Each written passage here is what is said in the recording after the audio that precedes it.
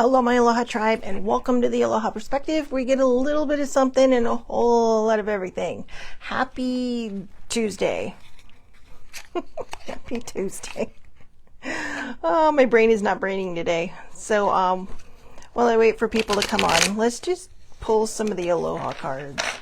Let's shuffle some, see what happens. Yeah, the Aloha cards. These are, Actions of Aloha. Actions of Aloha. You gotta love that, right? Leah got me these. These are the best. She also got me a pair of travel cards, which went somewhere. I have no idea where they are. But those are pretty cool. I'm looking forward to using those on my trip. So anyways, take time to reground yourself. Take time to reground yourself. These would make great self-care days. Let's see. Make time to call and reconnect with an old friend. Make time to call and reconnect with an old friend. I have to. My brain has been rebelling for a little bit. So, yeah, let's see about this one. Donate gently used books to a school or a daycare center, or even magazines, right? Don't forget to cut off your information on those, but even magazines. Good morning, Muddy. So, yeah, let's see. Recreate an old photo. I actually did that a couple years back. It's obviously not the same photo because I didn't have the outfit, and obviously I'm not 3 anymore, but I did, it was a picture with Mickey Mouse right before I had my heart surgery. We were at Disneyland when I was 3. And, he's holding my hand, so I got a picture of Mickey holding my hand, and, now I'm taller, almost, than Mickey Mouse. But anyways, I'm going to keep it light today. We got the affirmators.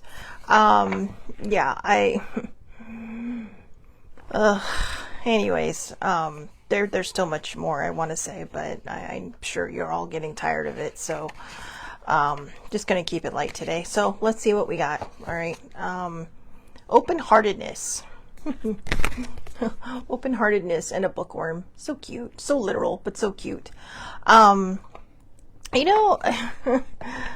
wonder if there is a thing if there is something like a bookworm, like worms that live in books. I know they live in apples, but I'm curious now because it's such a literal term, and a friend of mine in England that I'm friends with on Twitter, he was actually pretty impressed by the fact that I guess they call their weed whackers strimmers. I think that's what he said. I'm trying to remember the post, but he's all, but from now on, it's going to be known as a weed whacker. So we started comparing all the different things, like jump ropes or skipping ropes over there, sidewalks or pavements. And I said, well, we're very literal. He says, he kind of pointed that out, but I'm like, yeah, we are definitely very literal here. So, indicators here are blinkers. So, just all the things. So I wonder if there really are bookworms. So, I know that life and the people living it can be an absolute bummer sometimes, but I promise not to let unhappy chapters make me jaded. If I let negative experiences turn me sour, then the jerks win. So I'll move on with an open and hopeful heart, if only because I hate losing to jerks. This literally sums up my entire morning. I saw something this morning and I was just like, you gotta be freaking kidding me. All right. And I had a response. I had a feeling about it. And I was like, nope. Got to respect people's opinions, because even if I don't agree with them, and even though I think they're on the wrong side of history, it's still their opinion. But I really wanted to say something. I'm going to read this one more time, because like I said, this legit sums it all up. It sums it all up. Again, I know that life and the people living it can be an absolute bummer sometimes, but I promise not to let unhappy chapters make me jaded. If I let negative experiences turn me sour, then the jerks win. So I'll move on with an open and hopeful heart, if only because I hate losing to jerks. Now, remember, that's being pretty straightforward. But remember, these are the self-help cards without all the self-helpiness, right? To help you help yourself without the self-helpiness. So the affirmators are very in your face. You know what I gotta find? I gotta find the angry unicorn ones. You guys remember those cards? They're at home somewhere. Probably on my shelf, but I love those cards, right? The bad language and everything. So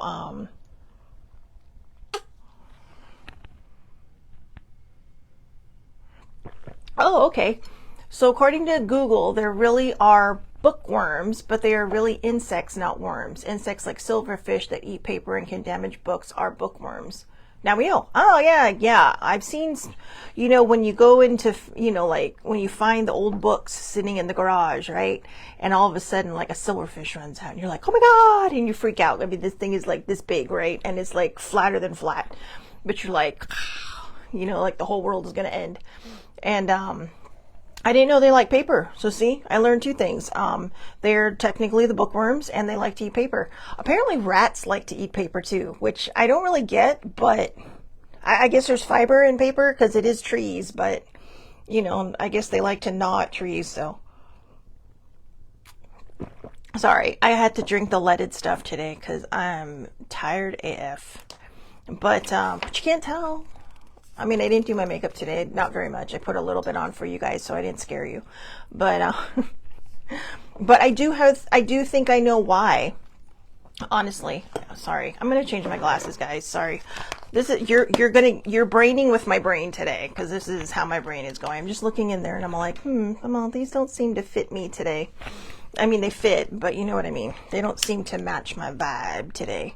But oh yeah, that's right. I cleaned these before I put them in. Oh, Amy. Look at me being forward thinking. Sometimes it's funny. So yeah, it's funny how like I'll leave little clues for myself because I know later I'll be like, oh yeah, that's right. I meant to do that or I forgot about that or oh, I know. There you go, Sammy. We will enjoy our leaded fuel together. I know usually I'm an unleaded girl. I am a decaf person. So, for all you people that like to make fun of people who drink decaf, you gotta love coffee if you're drinking it for absolutely no other reason than the fact that it's coffee. And no, I'm not one of those people that can't start my morning without coffee. That's older sibling. But, but I love coffee. I absolutely love coffee. Yeah, I've learned how to drink it black when people take all the creamer. I don't particularly care for sugar in my coffee anymore because I just prefer the creamer or straight, straight out of the pot. Nothing, no untouched. Or I guess virgin coffee. I don't know. So anyways, let's talk about this card. I'm going to be honest with you. Today's going to be one of those days where you do get a little bit of something and a whole lot of everything because I don't even know what I'm talking about today. I'm, as always, I shoot from the cuff, but when my brain is not totally braining, it's kind of like, So, oh, and you know what? I just noticed there's 3 palm trees out there and it's cute because there's a tall one, a medium one, and a little one. See what I mean? Squirrel. Squirrel. Okay, so if you guys don't get that, in the movie Up with Carl, the old man, the little boy, they find a dog and the dog has a little thingy on him that, it translates his thoughts into words and Doug will be like, la la la la la la la, squirrel. So that's me. Anyways, bookworms. This one is much cuter than a silverfish. I don't know if you can see him, but he's smiling and he has these cute little eyes. Yeah. Oh, he's wearing glasses. Oh my God, I love it. All right. You know what? I got to take a close up of this guy when I'm done and I'll put it in the comments because that is too cute. But, and apparently he's made his way to chapter 2. So, open-heartedness. All right. Now, remember, not everybody who's going to annoy the shit out of you is going to be a jerk. They may just have a different opinion. And people are entitled to their opinion, right? We're always talking about the First Amendment. I've been on my soapbox talking about the First Amendment. And yet I find myself sometimes being like, really? This is where you want to land on this subject? And it's just kind of like, but that's our opinion. Gotta let them have their opinion. Okay. Even when people don't let us have our own opinion, we gotta let them have their own opinion. It's not about, who can come out on top, even though this says, because I don't want the jerks to win. And that's fine. If that's what keeps you from being negative, do it. I'm beginning to see that, life is too short to be angry at everything. Life is too short to complain about everything. Life is too short to just sit there and go, blah, blah, blah, blah, blah, blah. To just have this total word vomit. Word vomit coming out. That's what I get for being sassy. Anyway. I don't know where that came from, but I had a tickle.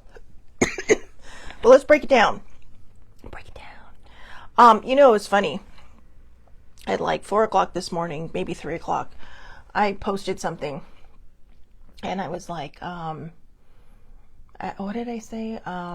Something like, I couldn't sleep for the life of me. I could not sleep. I didn't get to sleep till 5:30 this morning, and my alarm goes off at 7:20. So, I was like, I'm either going to be punchy, so hilarious in my own mind, cranky AF, or a zombie. I'm just kind of wondering if it's going to follow that progression. I'm going to try not to be cranky today, because I think spiritually, I was sitting there laying in bed at like 5 in the morning going, maybe there's a spiritual reason why I'm still awake, because I did have a major epiphany last night. Okay. And a lot of it was about being more patient, being more understanding, more open-minded, open-hearted. So, and to try to, if I let the negative experiences turn me sour, then the jerks win, right? But I promise not to let unhappy chapters make me jaded. And there's not really that it's unhappy chapters making me jaded. There was just so much, right? When you go through a healing journey and you get to the end, you feel so lost. And I think it's because, I told older sibling, I said, where's the confetti? Where's the parade? It's like, this is some hard shit to get through. This is a lot of hard work. And it's just, your ticker tape parade and your confetti is feeling normal, but normal feels so alien.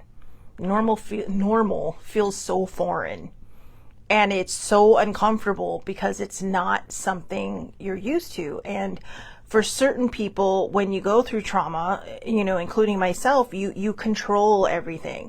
So when you can't control an unfamiliar feeling, you're kind of like, and you freeze. So, this is another reason why this card came. But then I was sitting there last night, I was laying in bed, and I was just kind of like, maybe there's a divine reason for this. Maybe, and I'm going to tell you this, okay? Because I finally literally decided to think about it instead of trying to fall asleep. And I was like, maybe this is my body's trauma response. Whoa. I don't know what happened there, but I just got dizzy. Not a bad thing. I can't explain it. And, I'm going to go metaphysical for you on for 2 seconds. Sometimes it just feels like things walk through me, or like, you kind of just get hit with a lot of just extra energy, because it's like your aha moment, right? Because I did say, I did ask for a sign. I did ask for a sign that if I was correct, that, that I would get a sign. So maybe that was my sign, because I was like, ooh, as I was talking about it. But basically what I think it may have been is, I was reading a beautiful story on Threads last night, and it's I don't know whose story it belongs to. It's just a page that shares other people's real life experiences, and it was about a tattoo artist. Okay, and you're gonna be like, what does this have to do with negative experiences? So a woman came in and she asked, can you do this now? I really have to have this done today. I really want it done now. So he squeezed her in, and all she wanted was the number 392. 392. And so he began to ask her, what is this about? And, because that's what a good tattoo artist does. The one that did my dragonfly, I wanted to pop upside the head. Not a violent person, so I did not, but also he was bigger than me, so I didn't want to get clobbered. But in reality, no, I'm not that kind of person. But it really did it left me jaded in the experience, because this was for my mom, and he didn't realize that. And, he just thought I was some girl that wanted a tattoo. And when I told him I had one already, I said, yeah, it's on my back. He's all, oh, is it by your lower back? And I said, no, it's right between my shoulder blades on my spine. And I said, yes, I felt it all. But, anyways, that's one of those experiences.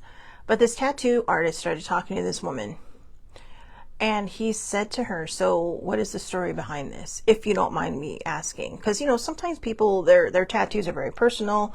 And, the tattoo artist will always ask, but you don't have to answer. And they're not going to press you to answer. But she says, this is the amount of days my daughter was sober. And you knew where the story was going, because she was doing the 392. Because then she says, no one's going to remember how hard she tried. No one's going to remember how long she stayed sober. They're just going to remember the one day. And of course, that meant that her daughter had passed away. She had overdosed. She relapsed and overdosed. So the mom wanted that, because she said, I want people to remember. When people ask me, I want to say that's how many days my daughter was sober. So when she was done, she paid him generously, and, she asked him, please save this stencil.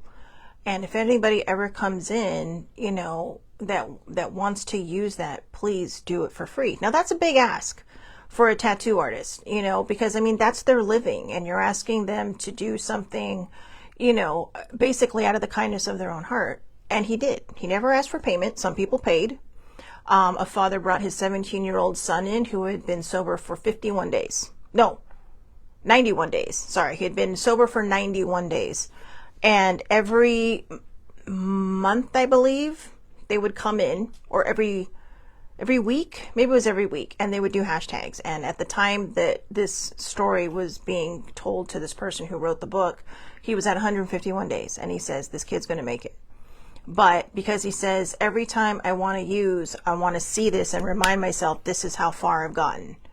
One person said 0 days, and they're all, and the man, the tattoo artist looked confused, and he's all, my son never got sober, but I need to remember that, he was more than, I need to remember all the times he tried. One of the most ironic stories was a gentleman who had come in, and his was like in the 1600s, and he was getting it in honor of his brother, who had been sober for over 1600 days and then was killed by a drunk driver. And he's all like, the irony of it just, it broke his heart, because his brother had worked to get sober and to stop drinking, and then,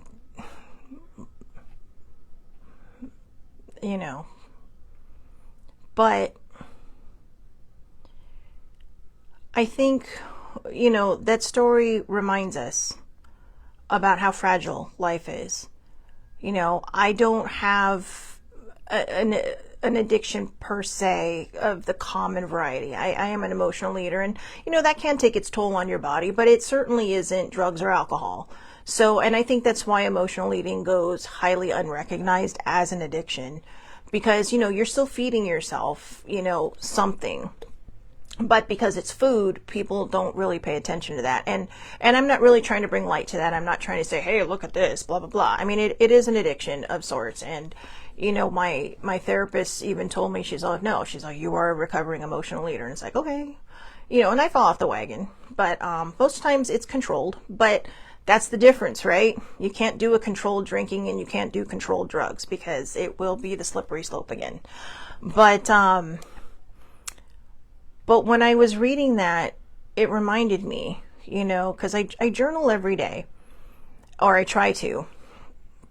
And for a while I was doing 117 days. And 117 days, as I've mentioned in previous shows, was the amount of days between the time my mom got her official diagnosis of pancreatic cancer to the day she died.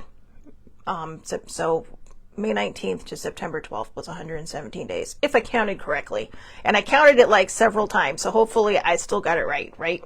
But I was doing that, and so I got to 117 days last week, and I thought, I'm going to go backwards. So, but then yesterday I was at, I think, 110, maybe, whatever. And I thought, you know what? I'm going to do this differently. The story that this tattoo artist shared, it hit me in so many different ways. Because I thought, you know what? It's not an addiction that, I'm trying to fight through. But here's the truth. A lot of people who have been through trauma of all sorts of in different, whether they're an adult or a child, a lot of times they will turn to substance abuse, right? Because it dulls the pain. It kills the pain. It makes them not think about it. And they would, they know the risks. Anybody who goes in knows the risks. And it just, I think for me, it really felt a little bit like this card. It hit me in such a way that I realized, instead of counting 117 days, which I do to see how far I've come in those basically 4 months, it was just under 4 months. But, but I'm kind of in a place now where I've hit that healing, I mean, there's always going to be triggers. There's always going to be something there. This world right now, boy, it leaves you feeling kind of, but it hit me in a different way. And I thought, what if I just do days? Because there is something that I do struggle with. I struggle with my mental health. Sometimes I don't even realize when I'm in a spiral until I'm in it. I try to catch myself, but sometimes I'm not really sure if I'm in an episode or not. I feel like I'm not in an episode, but I'm isolating right now. And that's not good for me, but in a way, I'm also kind of forced into isolation, and so it's really kind of hard to understand. So I have an alarm that goes off every day at 8:01 a.m. And it used to be my mental health check-in alarm, but it has since become I have 29 minutes until my show starts, snooze. And I don't check in with myself anymore. So I'm going to start today with day 1, because I'm inspired by these people, who got these tattoos, and they weren't tattoos for, for show. They weren't tattoos for, this is something I'm into, or they weren't tattoos to represent, maybe their favorite band or their favorite person or their, love mom, mom with the heart.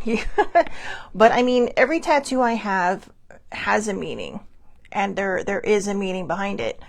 And I'm not saying that if you want to get a tattoo just for some random reason that it's wrong. It's not wrong.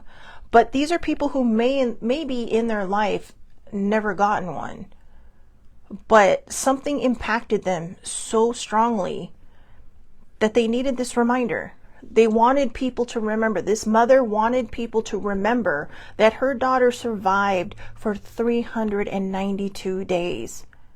She wasn't just a statistic as that one day, right? Day 393, the day that she, passed on. The young man who got a tattoo to remind himself not to use, right? And most of them got it on their wrist. His was on, the boy's was on his forearm. I say boy, but he was 17 and he had his father's permission. His father was there, but he had it on his forearm. But here was how they rounded up the story. A year later, the woman who started this whole thing came back, and she had gotten a tattoo from another artist. And I think it was just one of those things where it's like, I'm going to go in. And I think her friend had gone with her and probably talked her into it. And he says, well, what's the one for? And she says, it's my sobriety from grief. Because you see, on day 93, when she lost her daughter, she almost took her own life. But that's why she rushed in that day. That's why she said, I need you to put this on me. I need this done right now. That was her urgency. Her urgency was because she needed something that connected her to her daughter. And she had survived that year. She had survived bearing her child from a disease that is very, very unforgiving. It can be very unforgiving. Even if you go sober, it's still unforgiving because there's still people drinking. There's still people smoking pot at concerts, and maybe that's not your vice, but still it's the addictive behavior. It's the desire, right? Like when my dad quit smoking, people be like, yeah, well, but nicotine is very addictive. Caffeine's very addictive. There's a reason I do not drink Coca-Cola. I love Coca-Cola, but literally that is my legal crack and I can't have it. It would probably kill me if I tried to have it now because it's a lot of caffeine and sugar. But, and my friends have said, well, why don't you drink diet? I can't because aspartame gives me headache. It doesn't matter what kind of artificial sugar it is, whether it's safer for you or not. And, stevia is okay because that's still a natural sugar, but it tastes like crap in sodas. But I can't because it gives me a headache. And it's just like, no, it's better that I don't. All right. If I want bubbles, I'll drink Dr. Pepper or Sprite. Usually Sprite because it's not caffeinated. But yeah, when my dad quit smoking, that was a rough go for him. He had tried so many times until finally he just did it himself. But I remember when he first quit, holding the cigarette in his hand, holding the cigarette in his mouth, not lighting it, but you could see how hard it was because it was the habit. There's a reason they call it a habit because it becomes a habit. And people who get so into the drugs or the alcohol, trying to detox I have known people throughout my life who have had the detox from alcohol or drugs. And it's not pretty. It's not pretty. And, I read a story once where the person said, I would have rather walked through hell and back than to go through that again. But that's also what kept them sober because they remembered. And they're like, yeah, that wasn't worth it. It was, but they shared their story because they knew it would help somebody else. And they weren't trying to scare people saying, yeah, if you get sober, it's going to be hard. Everything's hard, right? When you are changing a behavior, everything is hard. This is why this card is so important because when we let the negative experiences turn us sour, we get into this place of constantly complaining and complaining and complaining. I'm not saying venting, okay? Just complaining about nothing. Complaining about a commercial that's on the TV. Complaining about someone's show that's not in English. Complaining about, the grass isn't green enough or the tree isn't tall enough or, all those trees out there should not be, this way. They should all be one size. Yeah, because they don't know what else to do.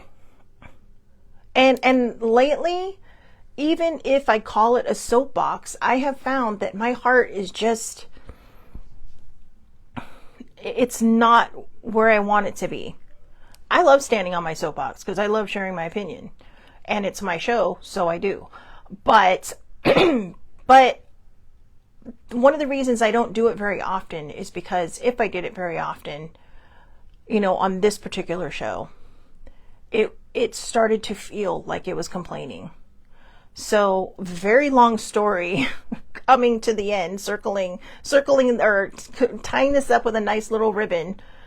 I think the reason I couldn't sleep last night was because my body was fighting this change. Because last night when I was going to bed, I said my prayers and I said, all right, tomorrow, let's do this. Tomorrow, we're going to wake up and we are going to start checking in with ourselves, or myself. I'm going to start checking in with myself. I'm going to start checking in with my mental health. And I'm going to do my best to find this peace and this zen and this patience that has never existed inside of me. I really not a patient person. But I want to be. I really want to be. I look at older sibling and I think, wow, how is she so patient all the time? And here I am running around like a chicken without a head going, come on, it's like, let's go, let's do this. What are you waiting for? Come on, chop chop. And I hate it when people do that to me. But, but I think it was my body's reaction. It was my nervous system going, if we fall asleep and we wake up tomorrow, we're going to have to change everything. And I kid you not, the minute I came to that conclusion, I was out like a light. The minute I said, no, you know what? You need to calm down. Yes, I said it. I said that to myself. Shelly Marie, you need to calm down. You need to relax. You need to relax your body and understand that this is the way forward. This is the way, right? If you know, you know. This is the way. But this is the way. It's from The Mandalorian for all of you people who are not a nerd like me or not a Star Wars fan like these two watching right now. But I lovingly call them out because I adore them. But but seriously, the minute I realized what it was, I was kind of like, I just fell right asleep. And I was like, when I woke up this morning, I'm all, so I was right. And it's not always something you think you want to be right about. I mean, I can't imagine crawling into bed at 10 o'clock at night and not being able to sleep until most people are waking up in the morning. And because my body was just reacting to this decision I made. So for all of you people who think that's hooey, it's actually not. Your nervous system is set up for fight or flight. All right. And that's just the natural reaction. But here's the truth of fight or flight. We don't live with dinosaurs. I'm actually pretty sure nobody lived with dinosaurs, but they lived with some pretty big damn animals with lots of teeth. All right. But, plus they had warring tribes, right? Way back in the caveman days. So there was a lot happening. Fight or flight did make a difference then, and it makes a difference now when we are in, very questionable circumstances and maybe not even in our control. Right? But when it comes to something like this, when you have sheltered your trauma and never healed it until you're older, it's become more of a habit than it is a protection. It's not a shield. It's a familiar feeling, even if it's not the feeling you want, even if it's not where you want to be in life. Where you are thinking, oh yeah, you know what? I'm healed. Great. But ooh, now what? That's the question, right? That's the $1 million question. Now what? Now what? This is what I learned. 3 simple words. Go with the flow. Go with the flow. It's hard AF. It is hard AF because we make it hard. We make it hard. We can use 10,000 excuses as to why we cannot move forward from, in our healing journey. And there will be some people like that, and it's understandable. I get it. I'm not shaming anybody because I struggled with it. I still sometimes struggle with it because old familiar feelings are more comfortable than the unknown. I was thinking about older sibling. And when I was watching, so totally unrelated things, right? I was watching this thing on YouTube about Point Break and, and these guys being adrenaline junkies. I'm like, oh my God, that's older sibling. I mean, she's not going to rob a bank with a presidential mask on her face, but, she jumped horses. She broke every bone in her body. She her friends had to tie her to the back of a truck when she broke her back, and they had to tie her because there was no tailgate on it. I mean, there were people going, are you okay? Are you being kidnapped? Because, they were speeding her to the hospital because she had fallen so bad she broke her back. And, but she trusted them. And I'm just like, how do you trust people so easily? Sometimes she trusts a little too easily, and it's kind of like, no, kid, it's like, didn't your mom ever tell you about stranger danger? But I mean, this is a girl who grew up with a constant flow of people coming in and out of the house because her parents were jazz musicians, you know? So, you know, there's a different mindset, but also an adrenaline junkie. I mean, in gymnastics, she told me the story where she was rope climbing. She's trying to show off for her mom. She's almost at the top and she falls. Ice skating got, you know, there was a little bit of a, you know, a mashup on the ice and a pile up, and she has a scar here from a skate that got her. Did she quit? No, she kept going. She was a figure skater. And this is in the years when figure skating was not, you know, where you have all these contraptions now that are hooked to the ceiling so, you know, you don't fall down and bruise yourself. No, these were the old days when you know, you woke up and, you know, you're like, oh my God, it's like just someone throw me into a pool of ice because everything hurts. Even my hair hurts. And I'm not saying that the Olympic skaters don't, or figure skaters don't work hard now. They do. But people from my era and older siblings era, and maybe even the early millennials were, you know, they designed these contraptions so that these kids don't have to go through these things. You know, they don't have to fall on their face. And I'm sure they do when they get on the ice, but they're a little more comfortable. They know more what they're doing. So, you know, it's just, I don't know. I don't even know where I'm going anymore because I'm so tired. I think I'm just rambling now. But if you think this had nothing to do with this card, it had everything to do with this card. We have to not let unhappy chapters make us jaded. All right? This bookworm, he's wearing glasses and he's smiling. Okay? Because he's like, I'm working my way through this book. Okay? And he's just like, oh yeah. He kind of, okay, if you really look at him, he kind of looks like the Loch Ness Monster in a book. All right, maybe this is a book about the Loch Ness Monster. It's a pop-up book. But anyways, all right, I'm gonna let you go because I'm rambling at this point. But yeah, so I hope everybody has a wonderful, wonderful day. Please take care of yourselves. Today at 2:10 Eastern, 11:10 Pacific, ladies hockey, folks, USA versus Canada. So I'm game for that. That's why I had to get some sleep, because I did not want to be falling asleep during that. You know me, I love my hockey. I love my sports, period, across the board. But yeah, we are definitely, for many of us who have, you know, kind of understood why I was on my soapbox the last couple of days, we're definitely in a chapter of this nation's history that can make us jaded. Do your best to keep the love in your heart. Do your best to have open-heartedness, okay? Because love is definitely more powerful than hate. Love is definitely, you know, hate cannot drive, as Dr. King said, hate cannot drive out hate. Only love can do that. And, you know, if we keep doing that, that's how it's going to go. So have a wonderful day, Muddy. Thank you for popping on. Older sibling, thank you for popping on. And everybody who watches this later, thank you for popping on. Anyways, I hope everybody has a wonderful, wonderful day. I'll be back here tomorrow, 8:30 a.m. Pacific time, Facebook Live. All lives are public under Shelly Marie Lucas. You can catch me across the social media board, but all things are rooted on YouTube. All right. So have a great day, everybody. Thank you so much for watching, and thank you for listening to me ramble. But remember, do not let the chapters jade you. Do not let the negative chapters jade you. All right. Work through it, process it, vent about it if you have to, then move forward, because life is too short to be angry at everything. Have a great day.